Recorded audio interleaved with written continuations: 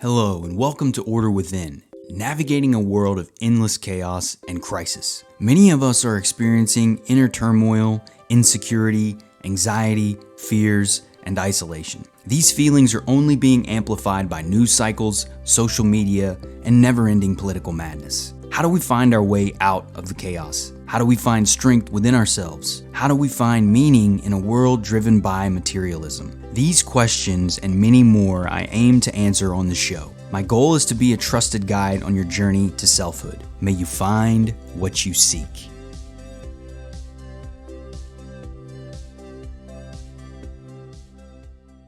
Hello and welcome everyone. I'm your host, Brandon Ward, back with the 21st episode of Order Within. Today's topic is something that I am very passionate about, authenticity. The name of the episode is Authenticity and Inner Abundance. And so we're going to explain what that looks like. We're going to talk about what is authenticity, the need to wear masks, authenticity and fulfillment, the opposite of authentic, living in a plastic world, and the power of authenticity, your niche is you, and then finally how to live more authentically. So those are some high-level points that we're going to be covering in today's show.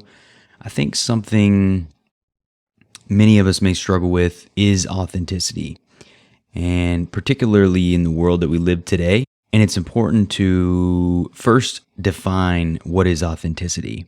And so for me, that means someone is real, someone is genuine, someone is truthful, their words and deeds are aligned most of the time. So there's a component to the way that a person will carry themselves when they're authentic. They make good eye contact.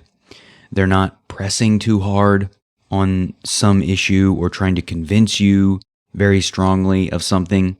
And being authentic doesn't mean nice either. I think sometimes we assume that authenticity means that you're nice all the time or you just are a kind, kind of meek person. And what I found is that's not at all true.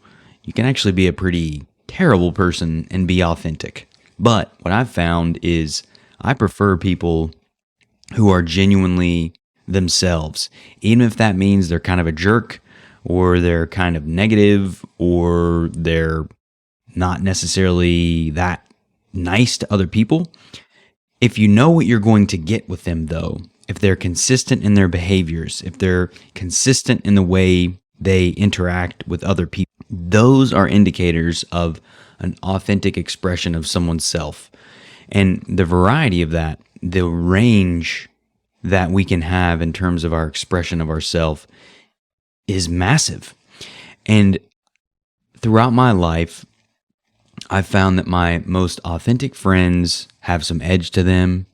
They are uniquely who they are, and they don't sugarcoat things necessarily, right? They're going to tell you the truth. They're going to tell you their feelings. They're going to share their perspectives. They're going to tell you why those things, why they feel the way that they do.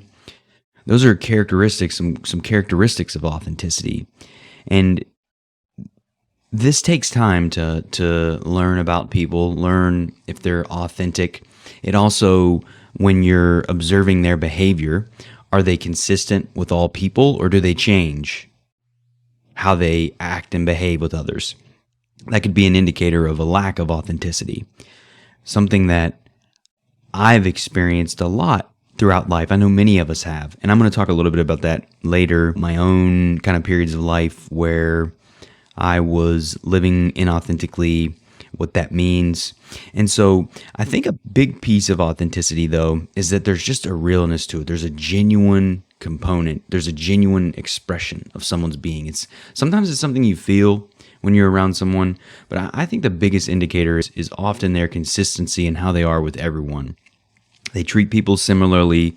They share things similarly. They express themselves similarly in most environments. And so when there's consistency across someone's behavior, to me, that's an indicator that they're being authentic to who they are. And now there's also an aspect of self-awareness that I think authenticity really contributes, or awareness contributes to authenticity.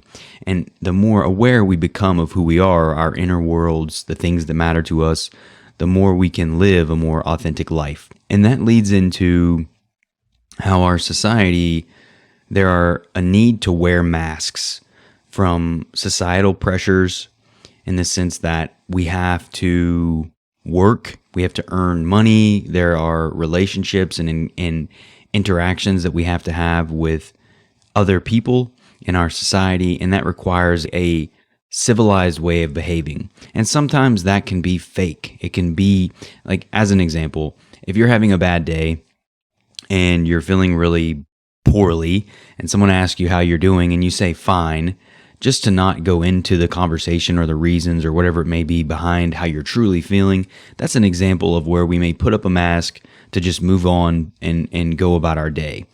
There are needs for us to wear masks in certain situations. We can't be authentic all the time. Often, if we were, that may mean that we end up in jail or do goofy things or hurtful things sometimes if we just act on whatever we may feel inside. So there has to be a form of restraint there. And I think wearing masks sometimes play that role where it's a sense of restraint.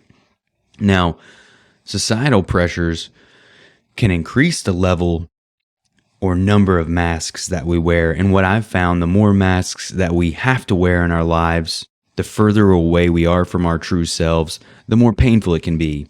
And wearing a mask can help us to survive in the world, to meet the requirements of the world, the demands of the world. If we work in the professional world, we have a job, you sometimes have to be nice to customers or people that aren't necessarily nice to you, and you may not want to do that, but it's a requirement because of survival, the needs that we have. We have to make money, the structure of our society.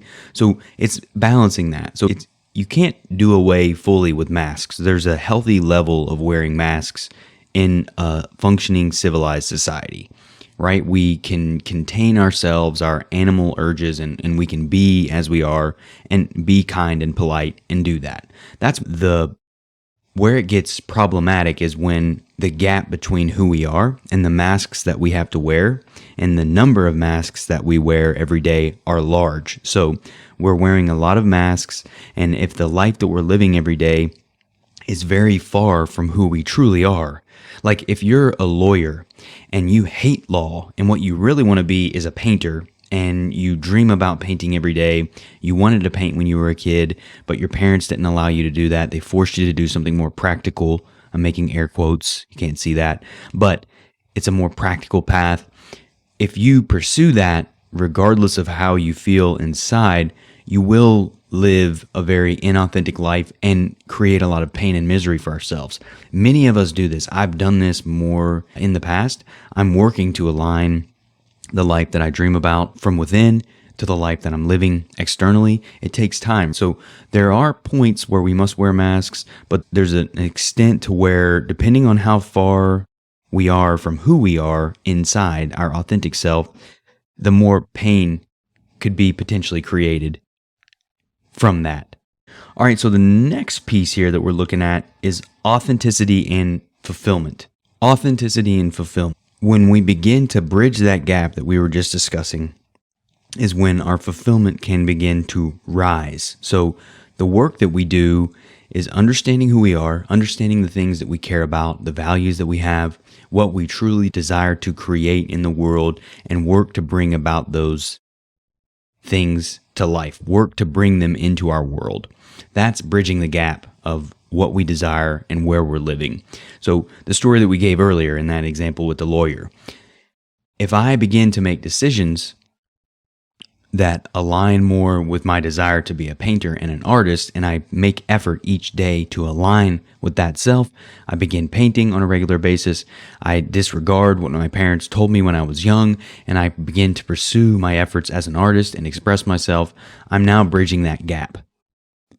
And so the more we do this, the closer we align with who we are, the smaller that gap becomes, and the more depth we have to experience fulfillment.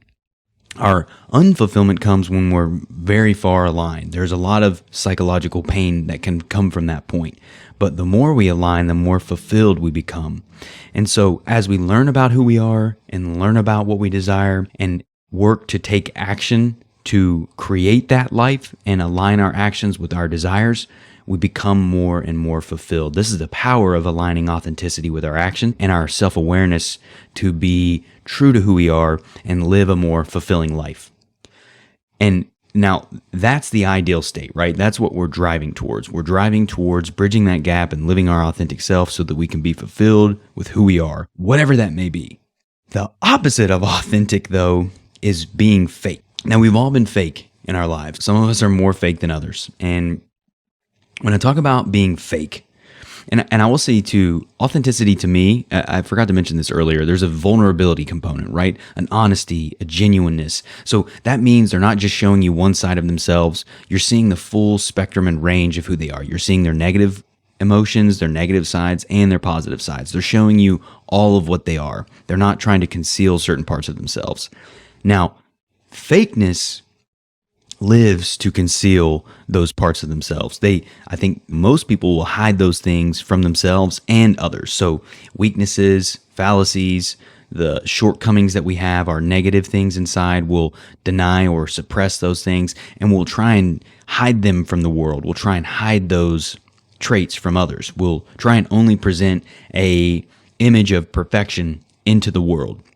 I used to do that so much when I was younger, in my early 20s, and when I was a teenager and a kid. I was trying to project the image of confidence, project the image of what I thought was attractive or ideal.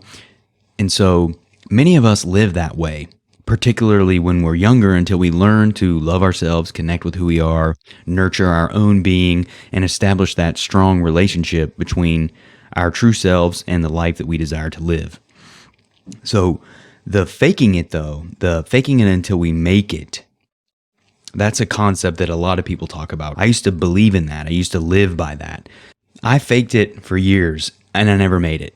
I only made it once I chose and learned, not just chose, but learned how to actually nurture and love myself.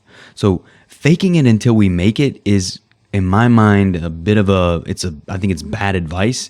And it's a fallacy in many ways, because really what you're doing is you're only creating more disconnect between who you really are. Now, if you want to be something and you find yourself not able to be that person, then there's something inside of you stopping you from living that way. That's the work.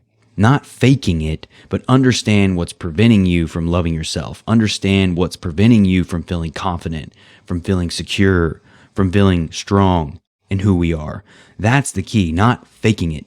A big component of this too is we wear masks, we fake things, we project an image out into the world to get what we want. And it's so often done backhanded in the sense that we're not honest about what we desire. So we project an image, a specific image of goodness or well-being or whatever it is, good intentions, I'm here to help you, whatever it may be. But really, we're deceiving ourselves and we're deceiving others to get what we want. Instead of just being honest about what we want, we pretend that it's some noble cause. I find that as I've gotten older, the more we can just be truthful about what we desire and be clear and transparent and open about it, the happier and better off all of us are. And let me give you an example from when I was younger. I was very lonely, depressed, sad, all these things. We talked about it before on the show if you're a listener, if not, but if not, I did spend a large portion of my life depressed, sad, isolated, suicidal. I grew up it was a pretty tumultuous household, divorced family. Anyway, it created a lot of internal turmoil for myself. And I had anger issues and all of these things. So I was seeking to fill that void, to fill the lack of attention and love that I felt for myself. I was seeking that from others, particularly women. I spent a lot of my young days chasing women, trying to be something to project that image of confidence, to connect with women so that I could feel better about myself. I could feel confident. I could be happy with who I was. But the way I went about doing that when I was young was the nice guy path. I pretended that I cared about a girl's interest and was interested in what she was doing and wanted to be her friend, and I would listen to her and hear all these things. But really, I wanted to be with her. I wanted to date her. And I was doing those things because I wanted something from her. And I wouldn't tell her. I was dishonest. I was being untruthful in my behavior and my intentions. And that's a learned behavior. Many of us learn that. We learn to, for whatever reason, depending on how we grew up, we learn that what we desire, we can't just be open and transparent about that. We have to hide it. We have to conceal it. We have to play these games to get the things that we want, depending on the type of house that we were raised in or the area that we grew up in. And so I adopted that behavior. I was living that way as I was older, and I was miserable. And I didn't have a lot of fulfilling relationships, really none from a relationship perspective. And also my friendships were suffering because I wasn't being genuine in my friendships.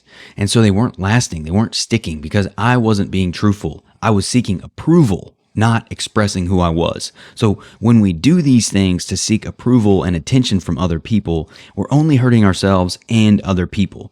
So we can remedy that by one, learning who we are, aligning our actions with ourselves, our ideal state, our ideal life, our ideal version of who we are, and being honest about what we want. Be clear, be open, be transparent. And if doing that turns people away or pushes them away, then that is a good thing, though it may hurt initially. The worst thing that we can possibly do is to deceive people and then build relationships around that dishonesty, deception, inauthenticity. Because what we're doing is building a glass house in a relationship of something that we don't want.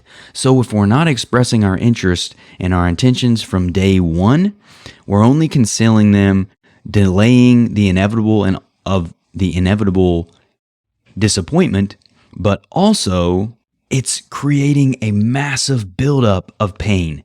The longer we push this stuff out, the longer we stay away from who we are and what we desire, the greater that pain will be when we finally pull back and rip off that mask, because we've been wearing it for so long and that gap is so large. It's not only with ourselves, it's with other people too. So the gap exists within us and in our relationships, in our work, all of those things. The longer we delay that, the bigger that gap becomes, the more pain we have the potential to create in our lives and in the lives of people that we care about. So being honest about what we want, being truthful in our intentions, and if that turns people away or pushes people away, then that's a good thing. They can continue on their path to pursue and find something that aligns with what they desire, and then we can do the same. We're not wasting one another's time. We're not misleading one another. We're getting clear and moving on. That was something that I learned recently in my life, and it's paid off huge. It creates alignment with our being, with our relationships, and it saves a lot of endless suffering. Opposite of authenticity is being fake, and that ties into the fact that we live in a very fake, plastic world. Everything is deception right now. It's crazy with social media, the technology that we have, the photoshopping, the videos, all the tools. It's so hard to find what's real anymore. Everything almost feels fake now. The entirety of our social structure, the social media that's created, the content that we're creating, the entertainment, all of those things, it's fake. And when you look at who we really look to from a role model perspective, who do we really idolize in our society today? Celebrities, athletes, public figures, people that get paid to pretend. Celebrities literally get paid to play roles other than themselves. And is it any wonder when we idolize that? That's the same behavior that many of us are operating within. Is it any surprise when we find out that those people aren't great people or moral people? They literally are paid to fake it, to live something they're not. So being that our society is so built around this plastic component, this perception is reality, this idea that what we perceive is reality, not reality itself, not what is beyond the surface. It's the surface level way of living. It's a very false veneer. It's a shallow veneer of reality. And it's all meant to deceive us in the sense of portraying an image, projecting an image of some kind. It's a way, as I was mentioning earlier, to deceive people to get what someone may want from others, from work, from society. Oftentimes that's money and the other needs that they may have. So they deceive. They live these plastic lives so that they can get the things that they want, the things that they need. And again, this ties back into being fake, right? They're not being truthful about what they want. It's often disguised as something good. And that's something that happens a lot. There's all these things that are portrayed as doing, like this saying I heard a lot when I was a kid, and many other kids would hear this. Like, I'm doing this for your good. I'm hurting you for your own good. That concept is so true in our life, in our society today, that so much of this, just look at what happened over the last few years with the pandemic. The whole concept was you will suffer, but it's for the greater good. So therefore, it is justified. There's always these ideas, these collective ideas where the individuals are sacrificed at the behest of the greater good. It's always positioned as a moral mission. But the reality is that the people who are positioning that moral perspective as the right thing to do, that you just have to suffer. We just have to suffer all these high cost of living and all of these things because it's the right thing to do, because we're fixing this thing, or we're addressing this corruption here, or we're battling dictators, whatever it may be. But there's endless reasons. Climate change, there's all that. Look, and I'm not saying I want sustainable energy. I want a healthy, vibrant, abundant planet. I love this place, this earth. It's beautiful. So I'm not against those things. It's just the way they are positioned, the reasoning that they are positioned, and the means to solve them. That's my problem. It's always looked at as something positive, but then the way we go about achieving it is the majority of people suffer. That's what I can't get along with. And so when you look around at the world right now, there's so much of that going on. And it's also creating this shallow culture of entertainment and art. It's so crazy and pathetic. Why is that happening? This is why we're not being genuine. We're not being authentic. We want the surface level guaranteed things, and we're doing things over and over and over and over and over again. There's no innovation. There's very little innovation in our art, in our content. Now, there's technology, obviously, that's been expanding and growing and really making the time that it takes to have certain things, the connection in our life, incredible. But there's also a downside to all that.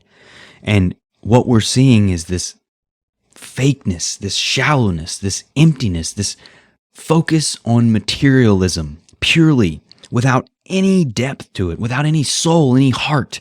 It's no wonder that there is so much garbage content out there on these platforms, just endless content. But how much of it is good? My wife and I spend so much of our time when we're watching shows and movies that we enjoy, watching old ones, because thing was different. Music was different. Now there's modern stuff that we do partake in, but it's very few and far between.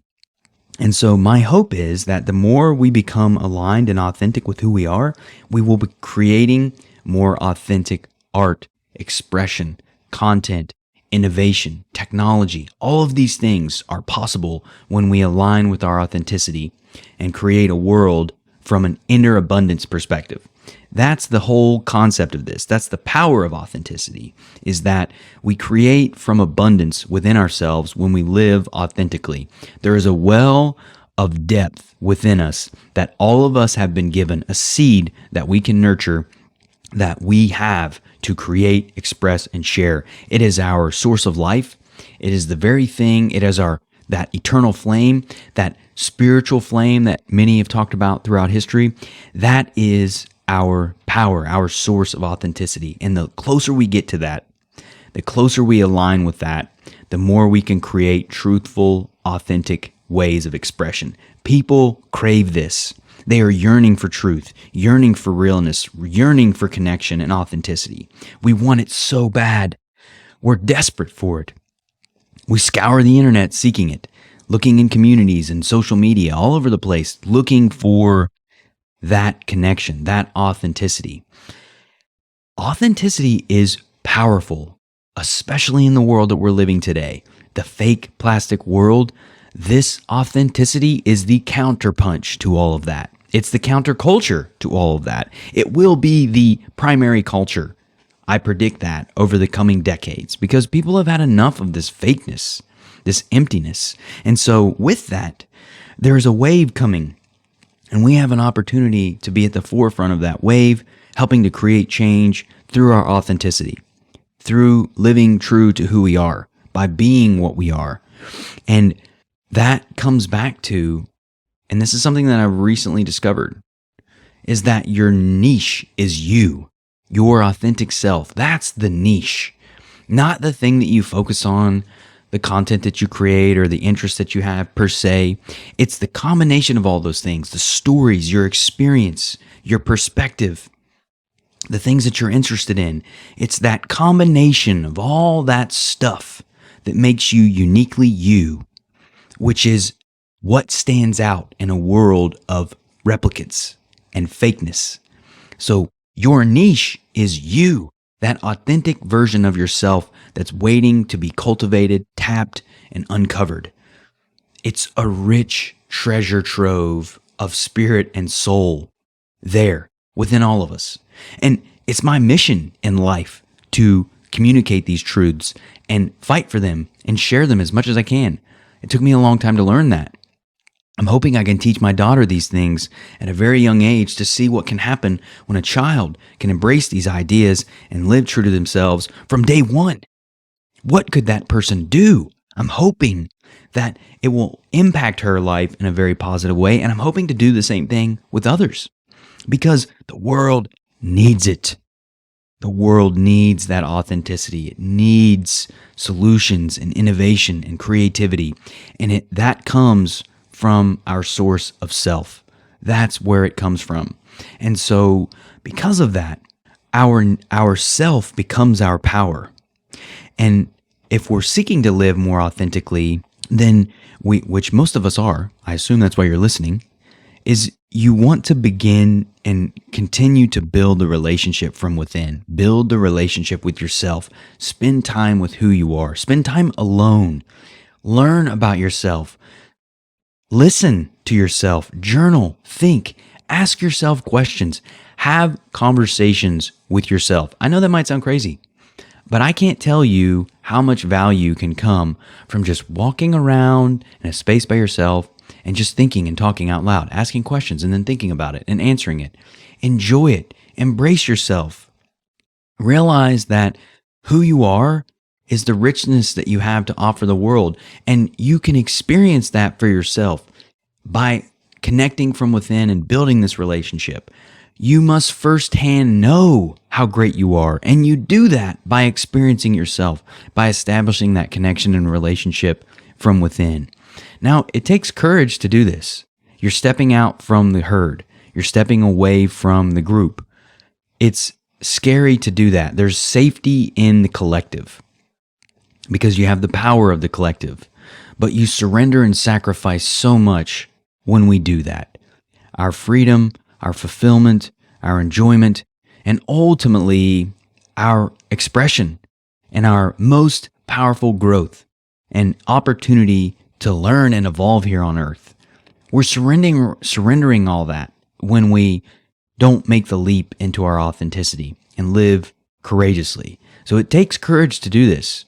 But I can promise you it is worth it. There's nothing greater than feeling strong, confident, and at peace with yourself from within, regardless of the scenario. Now, that doesn't mean everything's perfect. It doesn't mean you're not going to have bad days. It doesn't mean you're not going to be sad or hurt or angry or any of those things. It's not a constant state of zen.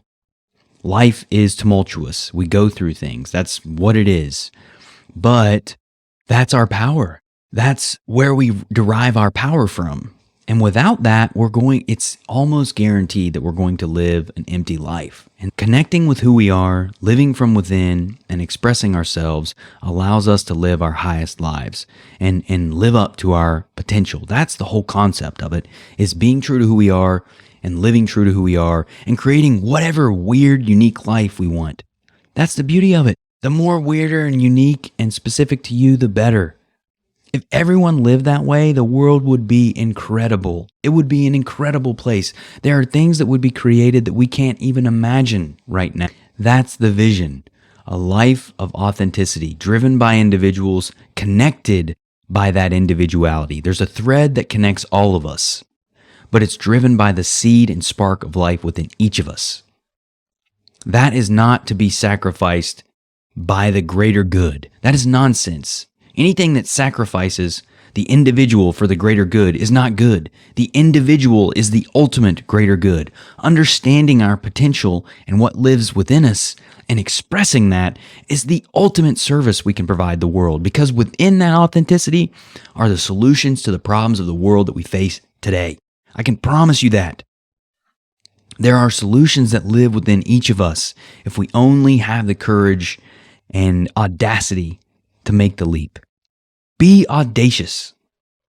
The world is teeming with possibilities. There's so much opportunity today because of the right now, what we're doing, the fact that I can do this. I'm producing a podcast alone with software, a mic right here, and I'm distributing it globally. People around the world listen to this podcast. That is nuts. That was impossible 20 years ago without a massive budget and all of these things. We don't need any of that now. The internet has completely transformed the potential of our world. It can be used for bad or it can be used for good. That will be our choice. The outcomes of the world that we create will be dependent upon the decisions that we make today. And the endless possibilities that are available to us are only possible through our authentic self. And that relationship comes from within. It is not driven from outside of ourselves. And so part of that challenge is combating the external beliefs that we have been programmed with and defining the difference between who we truly are, and then parsing out those things that are not aligned with who we are and what we desire to be. Rooting out the heaviness, the things that are not who we are. So much of the work when we're just beginning is removing the burdens, the heaviness, the darkness, the pain.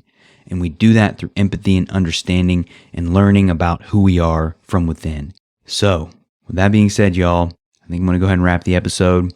It felt good doing a free-flowing episode like that of my own, planning it around. Last episode, I'm going to do another episode on porn and porn usage, be more organized about it. And I'll continue to improve upon and how the show's going. I hope you're enjoying it. I thoroughly enjoy this process. It's so much fun, writing and connecting and creating. That's why I want you to do the same thing. There's so much fulfillment in this work when we align with who we are.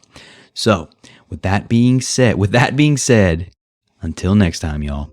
Thank you for listening to Order Within. If you found the episode helpful, please consider sharing, rating, and subscribing. New episodes will be released every Thursday at 11 a.m. Eastern Standard Time. Until next time, y'all.